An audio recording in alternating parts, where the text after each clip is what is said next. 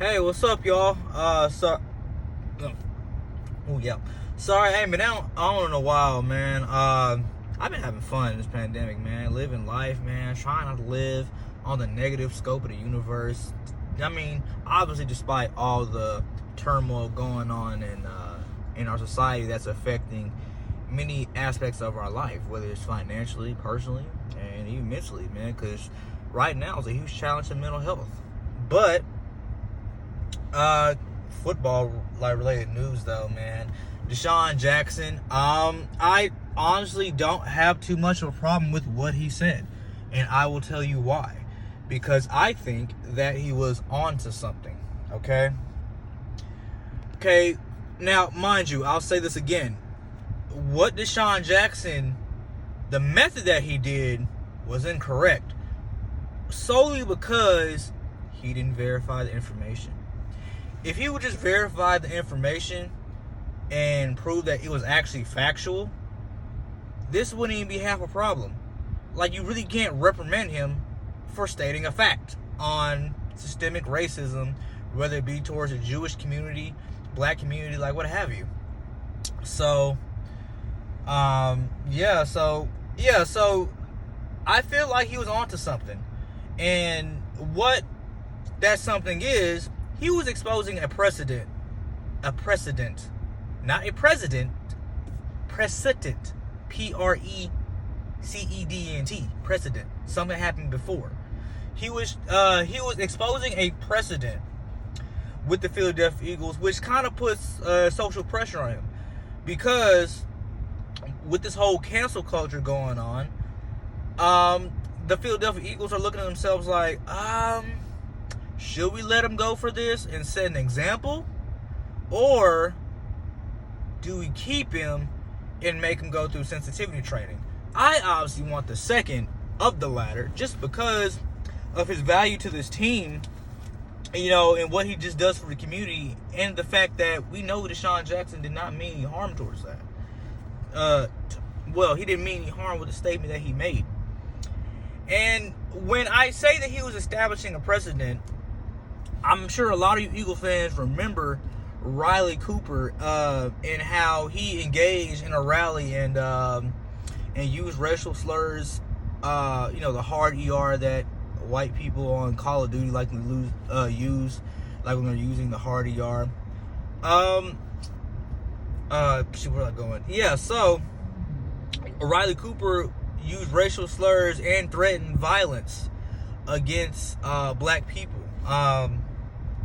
And he apologized on Twitter for it.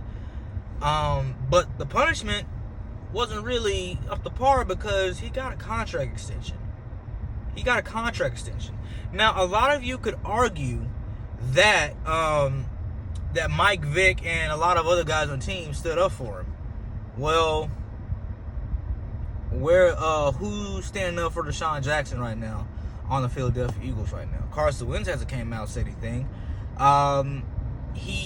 I believe he's had a phone conversation with DeSean Jackson, but as far as like vocally and on social media, of course, saying something, we haven't seen that. We haven't seen anything from Miles Sanders. We haven't seen anything from Alshon Jeffrey. We haven't heard anything from Zach Ertz. That's been notable. So, man, I don't know, because I think they're caught at a crossroads. Like, wait a minute, do we want to help DeSean Jackson? They have the situation like we did for Riley Cooper. Because if I remember correctly, Zach Ertz was on that team when the whole Riley Cooper thing happened. So it makes you wonder, could this be some bias going on here? Because if they stood up for Riley Cooper after what he said against black people, because if they stood up for Riley Cooper for those heinous things he said against the black community, then where's DeSean Jackson's support for his mistaken misquote to the Jewish community? Where is that? And is this ruling by Jeffrey Lurie and Howie Roseman going to work like the Supreme Court, where precedent is established, meaning that if something was ruled constitutional before, are they going to have that same judgment with DeSean Jackson. Because, like, what you're essentially looking at is, if you keep DeSean Jackson, okay, which is obviously a good thing, for me anyway, if you keep DeSean Jackson, you're gonna possibly rile up a community. But if you don't keep him and you cut him, you're gonna have people looking at you differently because you let another player get away with the same instance out of ignorance, you know. But you let go of another player who's worth way much more than Riley Cooper was back in that time period. And I think that we can all agree with that. Riley Cooper is not as valuable as DeSean Jackson is in this current time period and like even that time period. DeSean Jackson is arguably top 2 greatest deep threat of all time. So obviously the value there.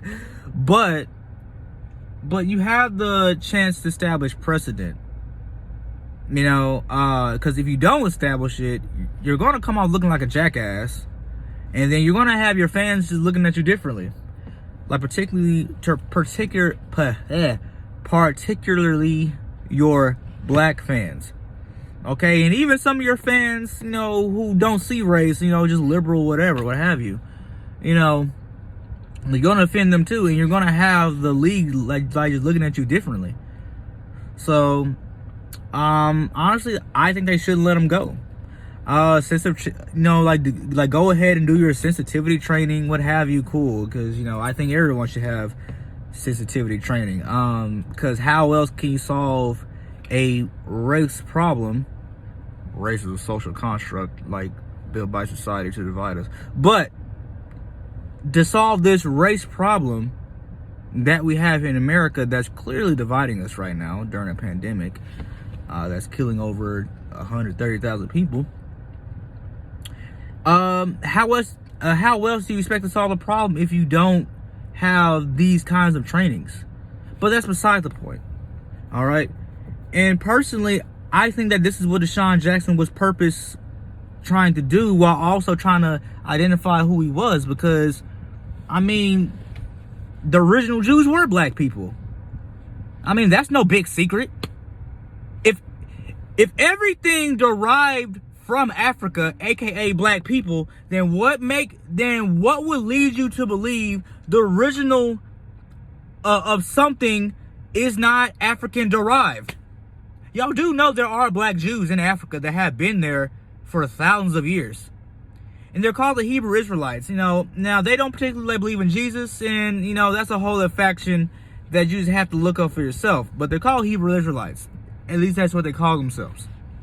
You know, so what DeSean Jackson said, was reading was factual. Like, the original Jews were black, but I think people had a problem with 2 key words: extort and destroy, or take over, whatever it said, right? So I think that's what people are just having a problem with, you know. But yeah, I think DeSean Jackson was on to something, like, with what he said. Now, I don't agree with the method he did it in, because it was an unverified quote. You know, but I don't think they're gonna cut him. They shouldn't cut him. I don't think they want that kind of smoke going into a new NFL season where money's already gonna be lacking. So they don't want to, you know, I'm gonna go with the good stereotype of Jewish people being good with money. I don't think they want that kind of economic struggle. I think they're just going to have DeSean Jackson go through a sensitivity training and call it a day and just hope it blows over, hope it never happens again. And then after DeSean Jackson, I believe they're going to get rid of that precedent where if you make racist statements, you get a pat on the back and a contract extension. But tell me what y'all think in the comments, man. I'm curious to hear y'all's opinions, man. And again, sorry I haven't been as consistent as making videos, man, because I'm just having too much fun. After all, I am Cool Eagle.